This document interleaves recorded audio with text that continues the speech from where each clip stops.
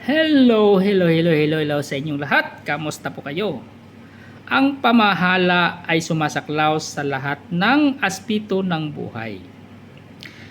Ang ating pananampalataya ay hindi lamang sa material na bagay, kundi pati na rin ang ating oras, talento at relasyon sa lahat na ito ay dapat nating gamitin para sa kaluwalhatian ng Diyos.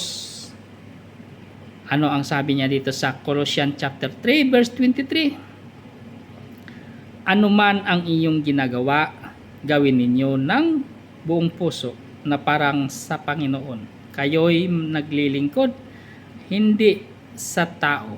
Ayan. Salamat sa Diyos sa kanyang salita at ingat po lagi. Ugaliin natin laging manalangin araw-araw. Yan lang lagi akong binibigkas ko pagkatapos ng sinasabi ko ang salita ng Diyos para paalala sa inyong lahat.